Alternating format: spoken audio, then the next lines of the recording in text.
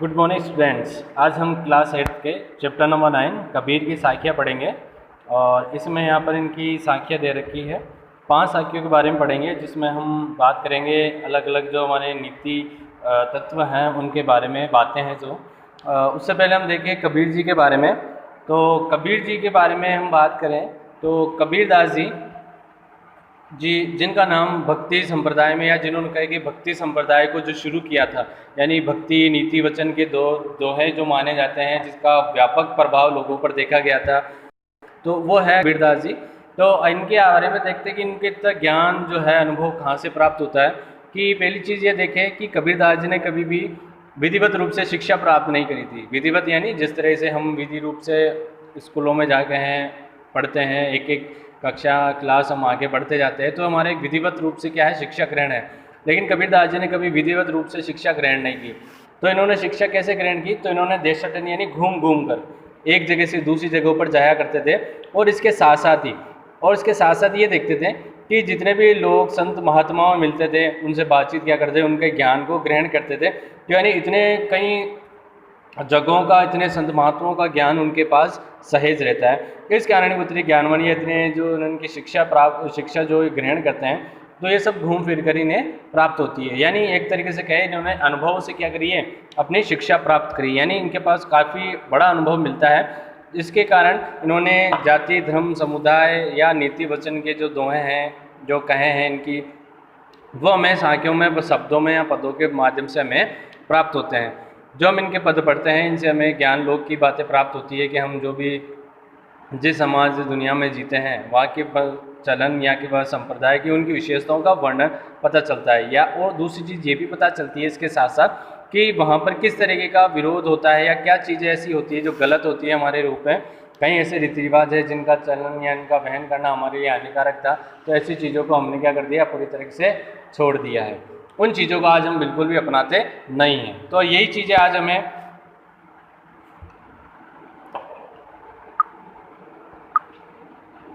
इनके पदों के माध्यम से प्राप्त होती है। तो देखें इसमें कि जो पहला पद हम बात करते हैं कि पहले पद से कि आखिर इनके प्रमुख विषय, कबीरदास जी के प्रमुख विषय क्या क्या हुआ करते थे। कि इनकी होती थी ईश्वर भक्ति के, जिनके पद होते थे अक्सर उन्होंने ईश्वर भक्ति करी। कौन से ईश्वर की भक्ति करी? कईयों के नाम देखते हैं, जैसे संत महात्मा होते हैं, या कवियत्री होती है, कवि होते हैं कि कोई श्री कृष्ण करता है, कोई राम की करता है, यानी अलग अलग। लेकिन यहाँ पे जो कबीरदास जी के ईश्वर है वो क्या है? वो सार्वभौम वह ईश्वर है जिसका कोई नाम नहीं है, यानी जिसका कोई रूप नहीं है। तो वह ऐसी पूजा पर विश्वास नहीं करते, ऐसे रूप को नहीं मानते हैं। उनका है अनाकाल, वो ईश्वर मानते हैं जो सभी के लिए क्या होता है, एक ही है। वो जाति धर्म में भी भेद नहीं मानते हैं। दूसरा उनके विषय रहता था धर्म आडंबर, यानी जो धर्म को निभाने के लिए लोग या ईश्वर को पाने के लिए जो आडंबर करते थे, जो दिखावा करते थे, इन सब का विरोध करते थे। और तीसरी हम देखें कि ज्ञान नीति की यानी बातें करते थे, यानी नीति वचन के दोहे होते थे उनके, हम पढ़ते थे बचपन में हमने उनके बहुत से दोहों को पढ़ा है, जिसमें नीति वचन कई सारे आते थे, लोकहित की बातें होती थी, सद्वचन होते थे उनके। और एक आता है उनका गुरु महिमा।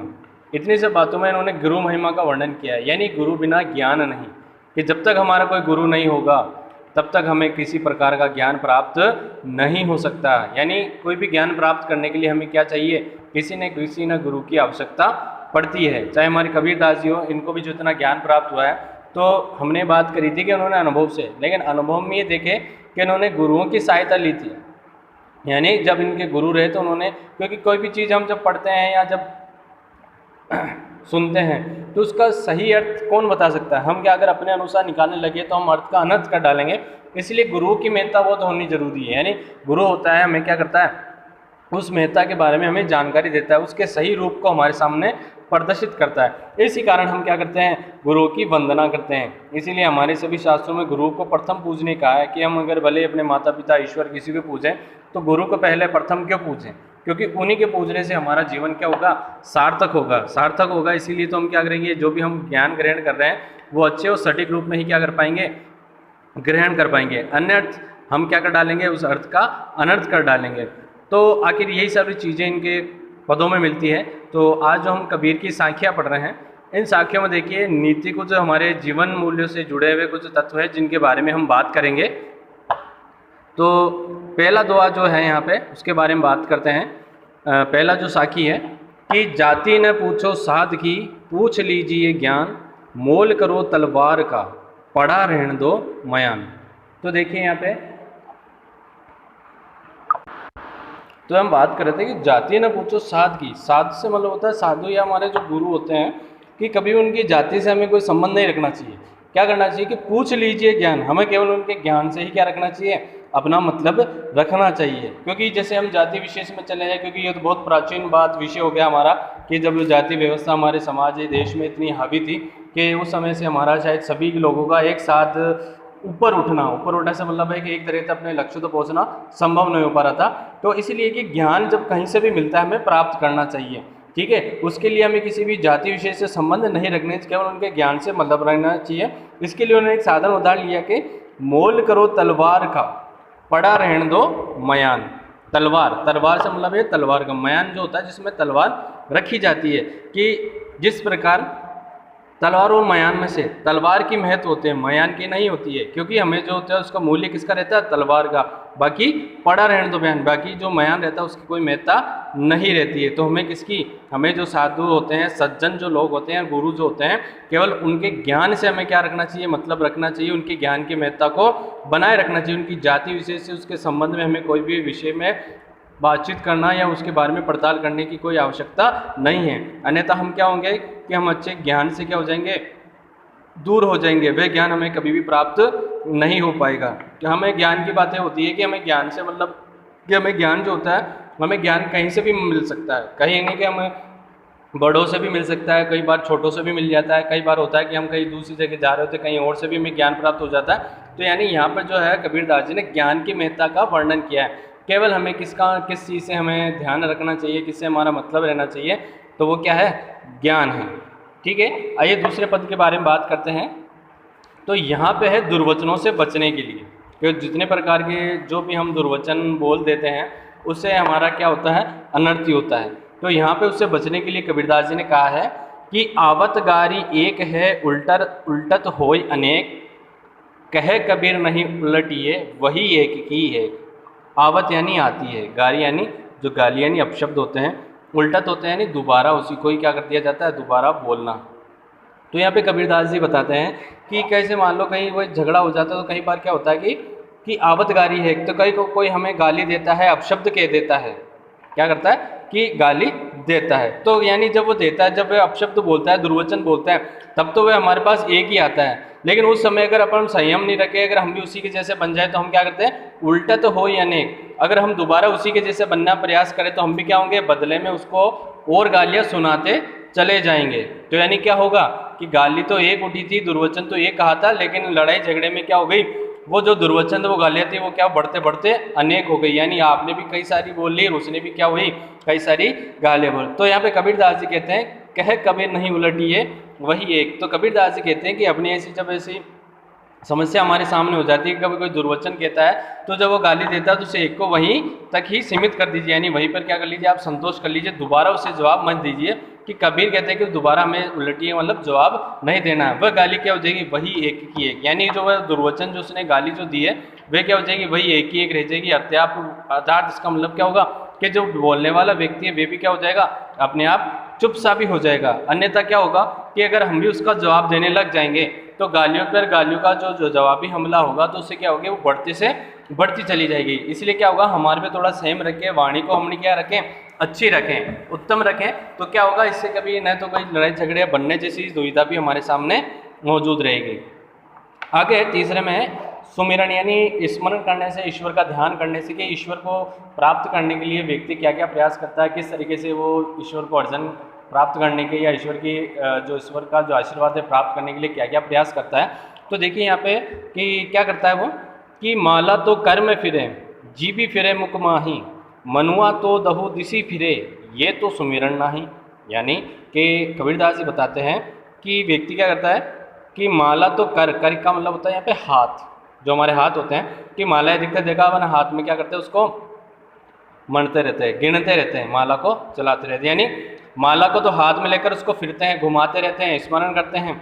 जीभ भी फिरे मुख माही, और जीभ जो होती है हमारे मुख के अंदर क्या करती रहती है, चलती रहती है, घूमती रहती है। उसी प्रकार हमारा जो मन होता है, मनवा यानी जो हमारा मनुष्य को जो मन होता है, दहु का मतलब होता है 10, दिशि का मतलब होता है दिशाएं, तो हमारा मन जो है 10 दिशाओं में फिरता रहता है। तो ये सुमिरन नहीं, तो ये कभी भी ईश्वर का स्मरण नहीं कर सकता। सुमिरन से यहाँ मतलब ले रहे हैं, ईश्वर की भक्ति से ले रहे हैं कि किस तरह से जब हमारा मन, वचन और कर्म तीनों जब एक जगह केंद्रित नहीं होंगे, तीनों ही अलग अलग चलाएंगे, तो हम किस प्रकार सुमिरन कर देते हैं। कई हम उदाहरण देखते हैं, कई ऐसे लोग होते हैं कि जो हाथ में माला फेरते थे, राम राम की माला फेरते थे, यानी माला का जाप चल रहा है, इधर मुंह से भी राम राम निकल, लेकिन मन में क्या हो रहा था, लोगों के लिए बददुआएं निकल रही थी। तो ये क्या ईश्वर की भक्ति क्या है? ये कतई ईश्वर की भक्ति नहीं हो सकती है। हम क्या करें, उसका विरोध कर रहे हैं एक तरीके से माने, तो हम क्या कर रहे हैं, ईश्वर की अच्छी तरह से भक्ति नहीं कर पा रहे हैं। तो ये हमारे लिए क्या है, बड़ी घातक चीज़ है। तो क्या है कि हमें जब हमारा ईश्वर का स्मरण करते हैं, तब हमें ईश्वर के लिए जो हम माला का जाप करते हैं या मन में जो हमारे मुख से जो वचन निकलते हैं, तो वो हमेशा एक ही जगह केंद्रित रहे। एक ही जगह यानी कि हम मन से भी वही चीज़ बोले, कर्म से भी वही चीज़ बोले और वचनों से भी वही चीज़ बोले। तो ये हमारी क्या होगी, उत्तम तरह की भक्ति होगी, प्रगाढ़ तरह की भक्ति होगी। तो ईश्वर भी क्या होगा, इस चीज़ से प्रसन्न होगा। यानी जो हम अपना तप ध्यान जो लगाने की कोशिश कर रहे हैं, तो वो सार्थक हो पाएगा। नहीं तो क्या होगा, हमारा समय भी बर्बाद होगा और हमें ईश्वर की भक्ति कभी भी प्राप्त नहीं हो पाएगी। बदले में क्या मिलेगा, बदले में हमें कुछ भी नहीं मिलेगा। तो यहाँ पर जो है कबीरदास जी ने ईश्वर के सुमिरन के बारे में बताया, ईश्वर की भक्ति के अच्छे बारे में बताया कि हमें किन रूपों से, कि हम जो चीज़ें करते हैं उसमें क्या हमारा चीज़ होना चाहिए। नहीं तो हम माला को हाथ में फिरते हैं, उसका अलग जाप चल रहा है, मुंह से जो हम याद करते हैं, जो बोल रहे हैं, वो हमारा अलग ही चल रहा है। और दूसरा हमारा मन जो है वो तो 10 दिशा में, क्योंकि मन चंचल होता है। दूसरी मन की जो बात नहीं, मन बड़ा चंचल होता है। तो चंचल मन जो होता है कई तरह की बातें सोच रहा होता है। तो अब देखिए इसमें ईश्वर की भक्ति कहाँ पर पहुँच पा रही है, जब हमारा मन तन हमारा है, जब हमारे वश में नहीं है, जब सब अलग अलग विषयों के बारे में सोच रहा है, तो ईश्वर की भक्ति नहीं हो सकती। आगे देखिए चौथे साखी में हम बात करते हैं कि कबीर घास ने निंदिए जो पाऊँ तली होए, उड़ी पड़े जब आँखी में खरी दुहेली होए। यानी इसमें है तुच्छ छोटी वस्तु की महत्ता के बारे में बताते हैं। कबीरदास जी कहते हैं कभी भी हमें घास की निंदा नहीं करनी चाहिए, जो पाँव तली होए। पाँव यानी पाँव में, तली यानी तल में, कि घास के जो हमारे पैरों में जो पड़ने वाली घास है, जो हमारे जो घास होती है पैरों में रहती है, यानी वो तुच्छ चीज़, कभी भी उसे छोटा नहीं समझना चाहिए। इस छोटी वस्तु की महत्ता बताने की बात कर रहे हैं कि कभी भी घास जैसी यानी छोटी चीज़ों को कभी भी उसका महत्व को कम नहीं समझना चाहिए। कि उड़ी पड़े जब आँखी में खरी दुहेली, यानी जब आपकी आँख में जब एक घास का छोटा सा तिनका आपकी आँख में चला जाता है, तब देखिए वो क्या करता है, खरी दहेलू, यानी वे आपको क्या करता है, बहुत भयंकर पीड़ा पहुंचाता है। उस समय आपको सबसे भयंकर पीड़ा पहुंच जाती है। तो इसलिए कभी भी हमें छोटी वस्तु की निंदा नहीं करनी चाहिए। हर एक चीज़ का अपना अपना अलग अलग महत्व होता है, तो उन महत्व को बनाए रखना चाहिए। क्योंकि हम यह देखते हैं कभी भी कपड़ा सिलने के लिए सुई काम में आती है, वहाँ तलवार काम नहीं आती। और जहाँ युद्ध वगैरह होते हैं वहाँ हमेशा तलवार काम में होता है, वहाँ सुई का कोई महत्व नहीं रह जाता है। इसलिए हमें छोटी और बड़ी वस्तु का हमेशा क्या रहना, उसको महत्व के हिसाब से उसको महत्ता बनाए रखनी चाहिए। कभी भी छोटी वस्तु का, छोटे लोगों का भी महत्व नहीं घटाना चाहिए। आगे देखें पांचवी जो साखी है, उस साखी में हम देखें कि यहाँ पे है अपने आपा से मतलब अहंकार के बारे में है, कि जब हम लोगों से किस तरह से बातें करें, किस तरह से हमारा व्यवहार है, तो संसार में हम किस प्रकार से रह सकते हैं। तो देखिए आगे बताते हैं कि जग में बेरी कोई नहीं जो मन शीतल होए, या आपा को डारी दे दया करे सब कोई। यानी कबीरदास जी बताते हैं कि जग में बेरी का मतलब होता है दुश्मन, क्या दुश्मन कोई नहीं है जब मन शीतल यानी शांत होता है। आपा मतलब होता है पे अहंकार को, अपने अहम को, डारी यानी छोड़ दें, दया करें, लोगों पर भला करें।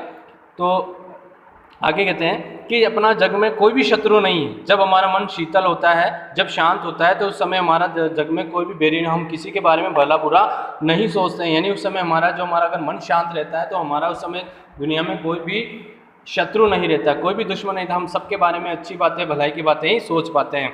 यह आपा को डारी दे दया करे सब कोई, अर्थात कि मन जब हमारा शांत क्यों होगा, शांत कैसे होगा, कि हमारे मन में जो अहंकार या अहम की भावना होती है, बड़ा जो हमारे को ऐसे मतलब बड़ा दिखाने की जो भावना होती है, जो लोगों को बिल्कुल नीच प्रवृत्ति बनाने की भावना होती है, जब उसको हम छोड़ दें, अहंकार को पूरी तरीके से छोड़ दें, तो क्या होगा, हम पूरे लोगों पर क्या कर पाएंगे, दयावान बन पाएंगे, लोगों पर दया दिखा पाएंगे। अन्यथा क्या होगा, जब तक हमारे मन में अहंकार भरा रहेगा, न तो हम लोगों को सोच पाएंगे, ना अपने आप को सोच पाएंगे, तो क्या होगा, हम विनाश की विनाश ही करते जाएंगे। तो इसलिए यहाँ पे कबीरदास जी ने कहा है कि जब हमारे मन को क्या कर ले, बहुत ही शांत कर ले, तभी हम क्या बन पाएंगे, हमारे अहंकार को हमारे शरीर से बाहर निकालेंगे।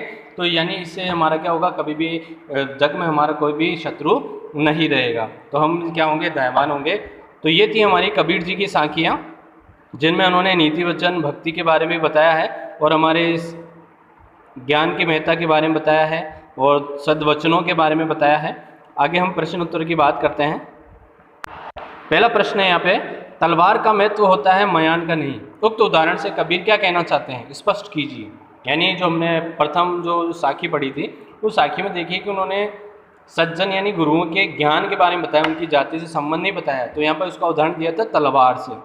आगे है दूसरा प्रश्न, पाठ की तीसरी साखी जिसकी एक पंक्ति है, मनुआ तो दहु दिसी फिरे, ये तो सुमेरन नाही, के द्वारा कबीर क्या कहना चाहते हैं। यानी है जो ईश्वर की भक्ति करते हैं, मन वचन कर्म जो हमारे होते हैं, उस के जरिए किसको केंद्रित करके हम ईश्वर को प्राप्त कर सकते हैं। तीसरा पद देखिए कि कबीर घास की निंदा करने से क्यों मना करता है, पढ़े हुए दोहे के आधार विस्तृत कीजिए। घास से यहाँ पे क्या तात्पर्य लिया था, यहाँ पे लिया था तुच्छ वस्तुओं से, छोटी वस्तुओं से। चौथा प्रश्न है कि मनुष्य के व्यवहार में ही दूसरों को विरोधी बना देने वाले दोष होते हैं, ये भावार्थ किस दोहे में व्यक्त हुआ है। तो जो कबीर की साखिया की जो पांचवी साखी थी कि जग में बेरी कोई नहीं, तो यानी कि जब हमारा व्यवहार ही खुद शांत होगा, उत्तम होगा, तो उससे क्या होगा कि हमारे व्यवहार से कभी कोई हमारा शत्रु बनेगा ही नहीं, यानी कोई हमारा विरोधी बनने वाला होगा भी नहीं। ठीक है बच्चों, तो आपके 4 प्रश्न थे, इनको करना अनिवार्य है, आपको पाठ अच्छे से याद कर लेना है। धन्यवाद।